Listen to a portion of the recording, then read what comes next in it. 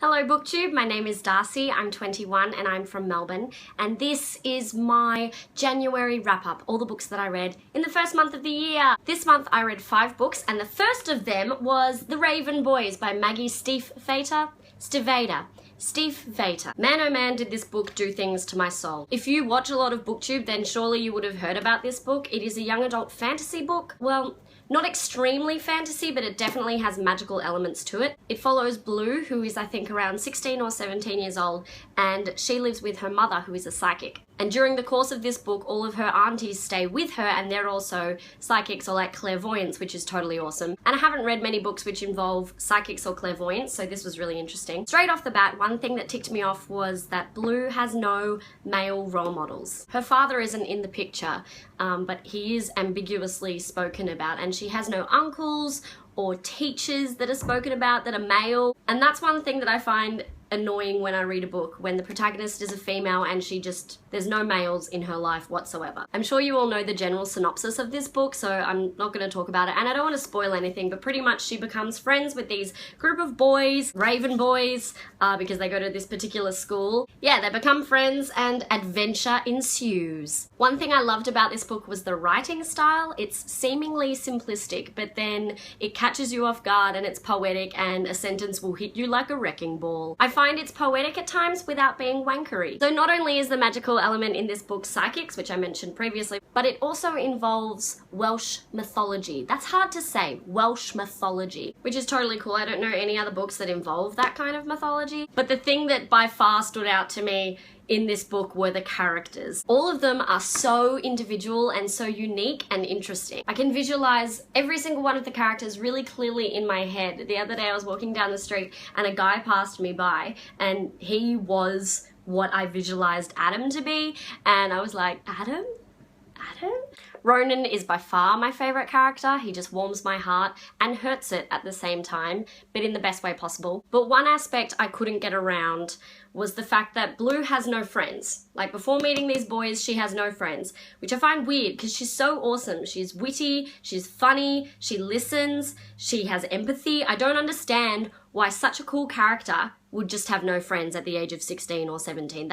It's beyond, like, I don't find it realistic at all that someone that awesome would have no friends. And I'm sick of the protagonist of young adult stories just always having no friends, but being awesome. How can you be awesome and have no friends? But that was just a minor hiccup in the story for me because how much I loved the characters completely overthrew that, and I gave this book 5 stars. Needless to say, I will be definitely continuing on with this series. The next book I read was Gone Girl by Gillian Flynn. Again, a known book, but it's just been sitting on my shelf for so long, and I thought now was the time to pick it up and read it. For those of you who've been living under a rock for the past couple of years, this is a thriller book, but it's not gory or scary by any means. It is just thrilling and exciting. It follows Nick and Amy and their marriage, and one day Nick comes home and Amy's disappeared. Mystery ensues. I fucking loved this book so much. The twist that happens in the middle, didn't see it coming. Didn't see it coming at all. So much intricate character development is done in this book, which was glorious to read about. And I love it when throughout the book my feelings of a character continuously changes. Like, I started out hating Nick, then I loved Nick, then I pitied Nick, then I was angry at Nick, then I loved Nick. It just, What I loved about this book was the amount of feelings it evoked out of me. There are times where I would laugh out loud from hilarity, and there were times, like the middle, where I had to physically throw the book away and be like, nah, you're gone. I never thought I'd enjoy a book like this, but now that I have, it's just opened up the door to so many possibilities. For those of you who have read this book, which I'm thinking is a lot of you, we should discuss it in the comments because I have so many feelings and I want to talk about it, please. I gave this book 5 stars. The next book I read was Theft of Swords by Michael J. Sullivan. Some of my favorite booktubers really love Michael J. Sullivan, so I thought it was time to give him a crack. This is volume 1 of the Riyria Revelations. I've been pronouncing it Riyria. It's definitely not Riyria. So this book contains like the first 2 books of the entire series. So really I read 2 books in one. And this was quite a thick book to read, which Ain't a problem, am I right? This is a fantasy book and I reckon it's written somewhere in between young adult and adult. The writing style isn't extremely intricate or eloquent, but I found that really refreshing that it was just to the point with what happened. I adore the main characters, Hadrian and Royce. They balance each other out marvelously. They're so hilarious. One thing I loved about this book was the fact that the men were quite affectionate with each other, like they'd hug their friends who were men, which I always find glorious, but also they were really open with crying. Like the men would cry, and I love it. I love that. I also hated a certain character at the beginning, but then I loved him, and whenever that happens, it's just great. It's great. I found it interesting that none of the characters are described intensely in their physical appearance. Like you're told that Hadrian is bigger and Royce is smaller. What you're given is how the characters regard each other, the way they speak to each other, their language, their body language, and then your brain uses that to formulate an image of how they would look, which I found so interesting. I haven't ever read a book that goes that way about describing characters, and I found it awesome. The fantasy world was good. It's not an immense world building kind of book, but I kind of liked that. It definitely slowly introduces fantasy elements as you go on reading it. Another thing I loved about it was its commentary on the church and the kind of control it has, which as an agnostic person, I thoroughly appreciated. My only personal criticism with it was that at times I found it a tiny bit slow, but I think that's just because I finished Gone Girl before and that always has something happening all the bloody time. But I definitely will be continuing on with this series. I gave it 4.5 out of 5 stars. Then I read Pride and Prejudice by Jane Austen. This was my classic book of the month and I really, really loved it. This particular edition actually was published in Sydney in 1947 in Dymocks Book Arcade. Look at that.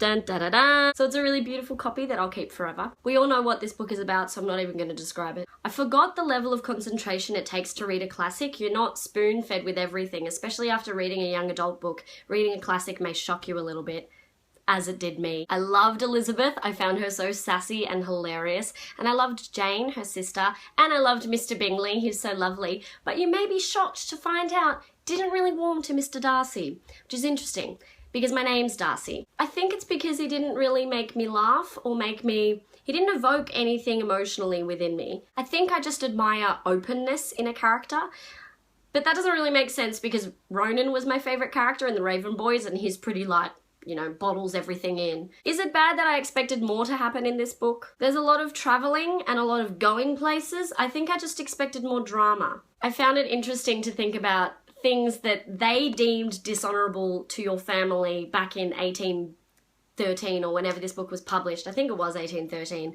compared to now. And I'm just really glad that I was born in this generation. Overall, I loved it. I loved the writing style. I just wish more happened. It could just be that I'm just an impatient reader though. Or rather, I actually wish it was a tiny bit shorter. I think it could have closed off a little bit sooner. But overall, I gave this book 4 stars. The last book I read this month was Lifespan of Starlight by Talia Kalkipsakis. So this book was just great. It is a dystopian novel set in the year 2084 and it's young adult, and it is the first in a trilogy, and it was released last year, so I think the new book may be coming out this year. I'm gonna check. Okay, so I can't find out when the next one's gonna be released. But this book is set in Melbourne. Yes! I can't tell you how bloody refreshing it was to read something set in Melbourne. Even when characters said stuff like, oh, I copped an eyeful, just gave me this warm feeling. Anyway, this book is about Scout, who is a 14-year-old girl and she lives with her mum. However, Scout is an illegal. So in the year 2084, all people who are citizens need to be have this chip inserted in their wrist, which means they can do things like walk across the street, like the traffic light will register that they're there. They can enter buildings when they have a chip in them. And then your chip also allows you rations of food. It's like the world knowing that you exist and that you are a human. And lots of things are involved with your chip. One of them is that you show up on a grid, which is sort of like a GPS, and then you can see where other people are according to where their chip is, aka where they are. And if you track someone else's grid, you can see where they've been, like all the way back to when they got the chip inserted. I realize that description is really horrible and doesn't make sense, but you should read this book and find out more because it's freaking awesome. It deals with time traveling as well in a way that I had never even considered, and it does a really good job at showing a dystopian world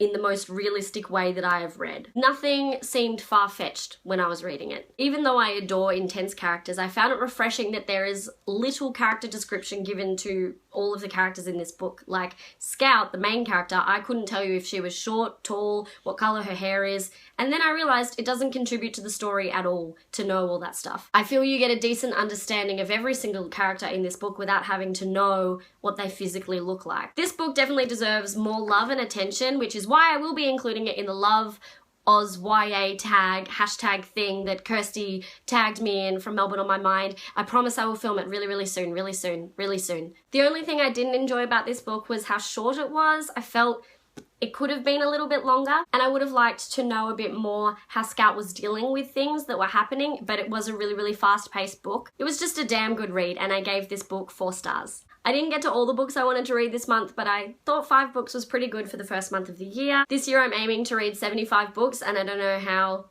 that will happen. Who bloody knows? Anyway, feel free to comment, like, or subscribe, any of that fun stuff. Let me know if you've read any of these books. Let me know the most interesting book you've read this month, and I will see you soon. Have a lovely day.